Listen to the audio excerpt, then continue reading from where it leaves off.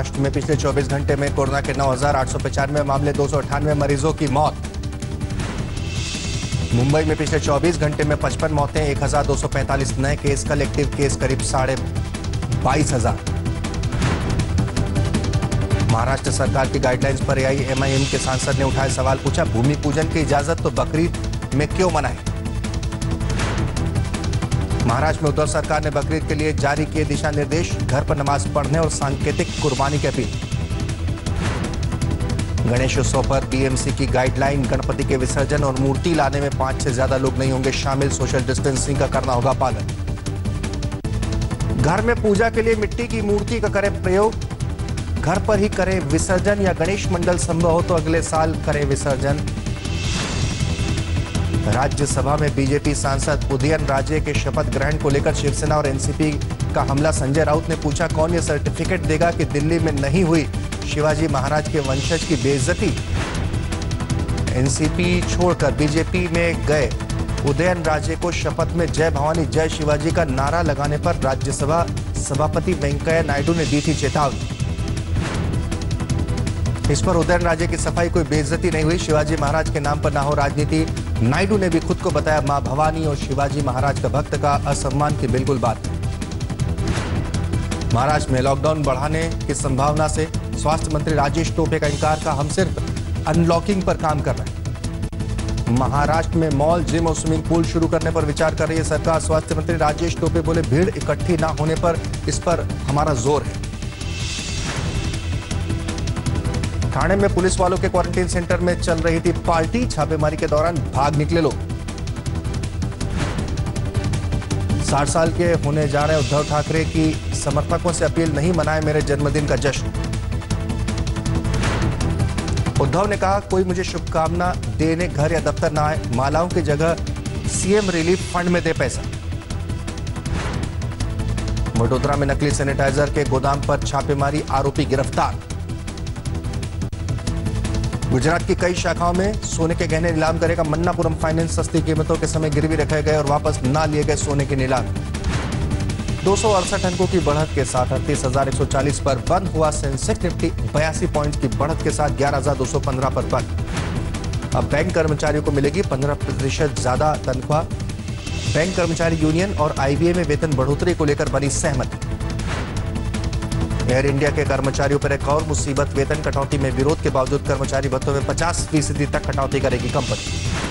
Forbes की list में अकेले एशियाई हैं मुकेश अंबानी। वॉरेन बफेट को पीछे छोड़कर बने दुनिया के 5वें सबसे अमीर बिजनेसमैन। वोडाफोन आइडिया को मिली राहत, सुप्रीम कोर्ट ने इनकम टैक्स विभाग को दिया 833 करोड़ रुपए लौटाने का निर्देश। अपनी फिल्म शकुंतला देवी के प्रमोशन में जुटी विद्या बालन। ओटीटी प्लेटफॉर्म पर रिलीज हो रही है फिल्म। एक्टर सोनू सूद के सहयोग से किर्गिस्तान में फंसे 1500 भारतीय छात्रों को लाया जाएगा देश। 2 महीने से स्पाइस जेट की 9 चार्टर फ्लाइट चलाई जाएगी छात्रों को लाने के लिए। अपने कोरोना नेगेटिव आने की खबरों का बिग बी ने किया खंडन। 11 जुलाई से नानावटी अस्पताल में भर्ती है अमिताभ बच्चन। परिवार के साथ लॉस एंजलिस में है सनी लियोनी, शेयर कर रही है अपने वर्कआउट का वीडियो। नमस्कार, मैं हूं भुवनेश सिंह और आप देख रहे हैं मुंबई मेट्रो। सबसे पहले बात कोरोना अपडेट की। महाराष्ट्र में कोरोना की रफ्तार रोज बरोज नए रिकॉर्ड बनाते जा रही। बीते 24 घंटे में कोरोना के 9,895 नए केस आए हैं। महाराष्ट्र में 24 घंटे में 6,484 मरीज ठीक भी हुए हैं। वहीं बात करें बीते 24 घंटे की तो कोरोना से चलते 298 मरीजों की मौत हो चुकी है। महाराष्ट्र में कोरोना के अब तक 3,47,502 केस सामने आ चुके हैं। मुंबई में बीएमसी की 2 लैब में निकले नतीजों से कोरोना के लिए किए जाने वाला एंटीजन टेस्ट पर सवाल उठ रहे हैं। कोविड-19 के लक्षण वाले लोगों ने जो एंटीजन टेस्ट में नेगेटिव आए थे, जब अपना आरटी-पीसीआर टेस्ट करवाया तो 60 से 65% लोग कोरोना पॉजिटिव पाए गए। लगभग पूरे देश में एंटीजन टेस्ट हो रहे हैं, लेकिन मुंबई की 2 लैब से ये निष्कर्ष निकल कर आया है कि एंटीजन टेस्ट शायद ज्यादा कारगर नहीं हो सकते, क्योंकि सिम्टोमेटिक यानी कोरोना के लक्षण वाले जिन मरीजों का एंटीजन टेस्ट कोविड-19 के लिए नेगेटिव आया, उनमें से आधे से ज्यादा का आरटी-पीसीआर टेस्ट में रिजल्ट पॉजिटिव आया। जुलाई के बाद से बीएमसी ने लगभग 8,872 एंटीजन टेस्ट किए हैं, जिनमें से 1152 पॉजिटिव निकले। जो सिम्टोमेटिक मरीज नेगेटिव थे उनका फिर से टेस्ट हुआ, बाद में उनमें से 60 से 65% पॉजिटिव निकले।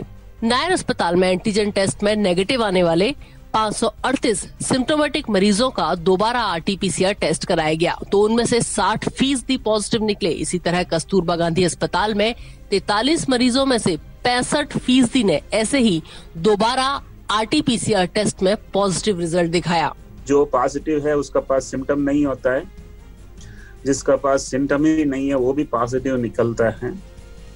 तो इसमें एंटीजन टेस्ट जब यूज होता है उसमें काफी कुछ कॉम्प्रोमाइज हो जाता है। ये एंटीजन टेस्ट जो है वो सिर्फ हॉस्पिटलों में यूज करनी चाहिए। जब भी एक मरीज दूसरा कुछ इलाज के लिए अंदर आ रहा है, ICMR प्रोटोकॉल के मुताबिक यदि सिम्टोमेटिक मरीज एंटीजन टेस्ट में नेगेटिव रिजल्ट दे रहा है तो पुष्टि के लिए उसका दोबारा RT-PCR टेस्ट होना चाहिए।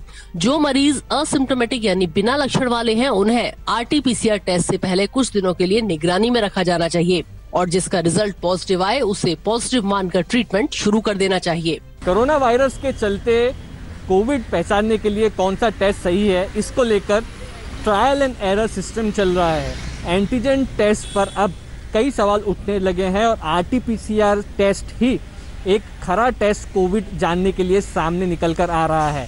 आगे चलकर एक्सपर्ट्स का मानना है कि किसी पेशेंट को हॉस्पिटल में ट्रीटमेंट देने से पहले एंटीजन टेस्ट किया जा सकता है ताकि पता चल सके वो पेशेंट कोविड पॉजिटिव है या नहीं।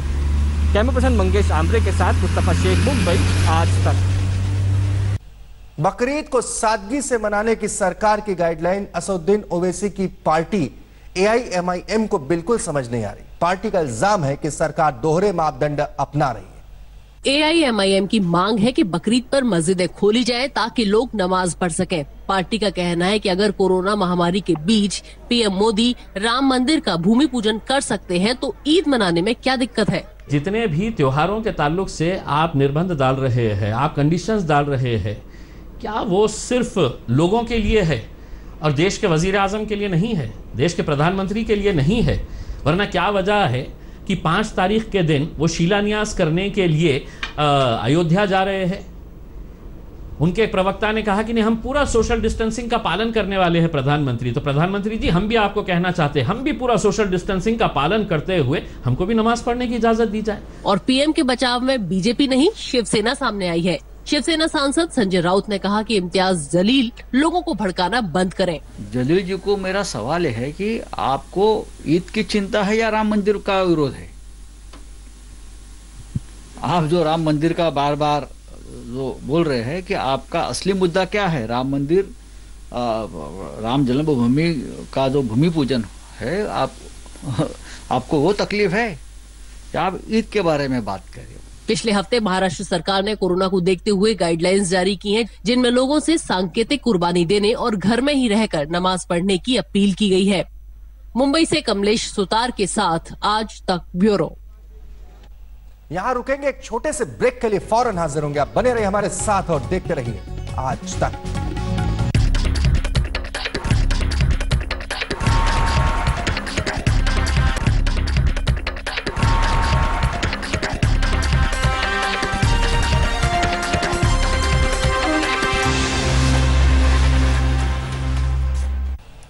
मुंबई पुलिस सुशांत सिंह राजपूत के केस में जांच करने में लगी हुई है। पुलिस एक्ट्रेस कंगना रनौत का भी स्टेटमेंट रिकॉर्ड करना चाहती है, पर कंगना पुलिस को मिल नहीं रही।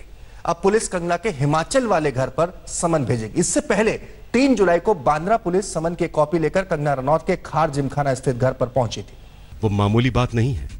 कहने वाले ये भी कह रहे हैं कि यही बॉलीवुड का वो स्याह सच है जिसके फंदे में सुशांत सिंह राजपूत भी फंस गए। सच क्या है ये हम आज जानने की कोशिश करेंगे, लेकिन बॉलीवुड में सुशांत सिंह राजपूत पर छिड़ी सबसे जोरदार जंग की सूत्रधार हैं कंगना रनौत।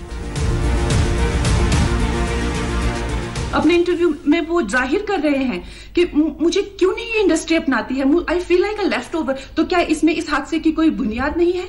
तो ये सुसाइड थी कि ये प्लान मर्डर था। लेकिन सुशांत की गलती यही है कि वो उनकी बात मान गया। उन्होंने कहा तुम वर्थलेस हो, वो मान गया। उसने he didn't remember what his mother told him. उन्होंने कहा कि तुम्हारा कुछ नहीं होगा, वो मान गया। वो चाहते ही ये है कि वो इतिहास लिखे और ये लिखे कि सुशांत कमजोर दिमाग का था। अब कंगना ने ये कहकर सबको हिला दिया है। सुशांत केस में वो पुलिस को कुछ राज बताना चाहती है। अब सस्पेंस इसी बात पर खड़ा हो गया है कि आखिर सुशांत केस में कंगना क्या जानती है। पुलिस भी अब कंगना का बयान रिकॉर्ड करने के लिए तैयार है, लेकिन पुलिस सूत्रों की माने तो कंगना मिल ही नहीं रही है। अब कंगना रनौत से होगी सुशांत केस में पूछताछ। क्या कंगना रनौत करेंगी सुशांत केस में बड़ा खुलासा? मुंबई पुलिस को क्या बताना चाहती हैं कंगना रनौत? सुशांत का अचानक दुनिया छोड़कर चले जाना। बहुत लोगों को उनकी आत्महत्या एक रहस्य लग रही है। कंगना रनौत ने हाल ही में एक इंटरव्यू में कहा था कि वो सुशांत मामले में अपना बयान देना चाहती हैं, लेकिन जब पुलिस कंगना का बयान रिकॉर्ड करने पहुंची तो वो घर पर ही नहीं मिली। अभिनेता सुशांत सिंह राजपूत की मृत्यु के बाद कंगना रनौत ने सोशल मीडिया प्लेटफॉर्म पर एक वीडियो रिलीज कर ये कहा था कि सुशांत नेपोटिज्म का शिकार हुए थे और बॉलीवुड में बहुत सारे ऐसे कैंप्स थे जो सुशांत को टारगेट कर रहे थे और उनके करियर को तबाह करना चाहते थे। इसके बाद मुंबई पुलिस की एक टीम 3 जुलाई को कंगना के खार जिमखाना के पास स्थित घर पहुंचे और वहां पर समन्स देने की कोशिश की, पर अमृता दत्त जो कि कंगना रनौत के लिए काम करती हैं, उनकी स्टाफर हैं, उन्होंने समन्स लेने से इनकार कर दिया।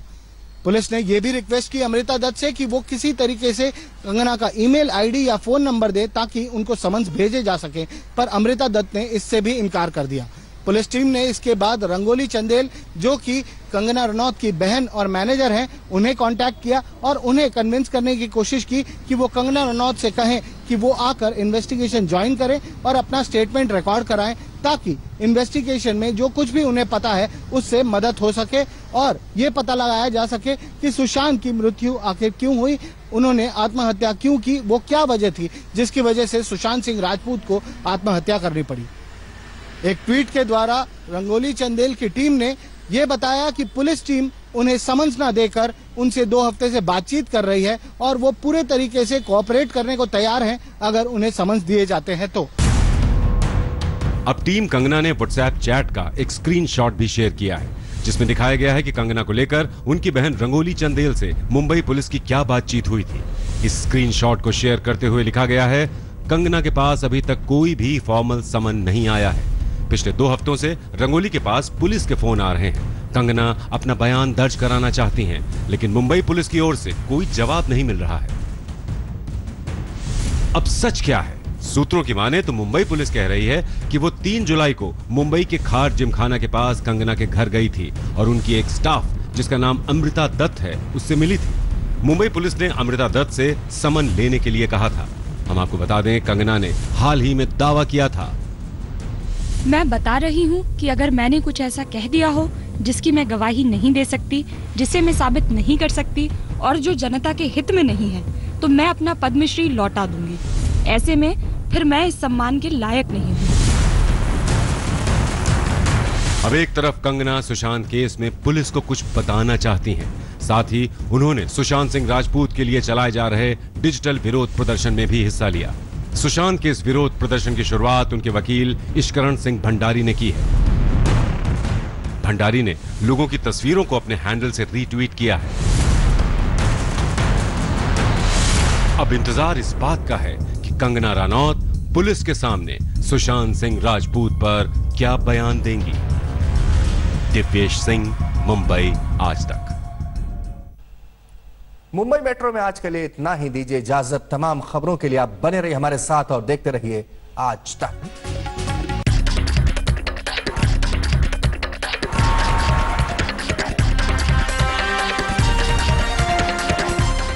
नमस्कार, मैं हूं अंजना ओम कश्यप। हमें उम्मीद है ये वीडियो आपको पसंद आया होगा। लेटेस्ट खबरों के लिए यूं ही देखते रहिए आज तक और इस वीडियो के पसंद आने पर लाइक, शेयर एंड सब्सक्राइब करना ना भूलें।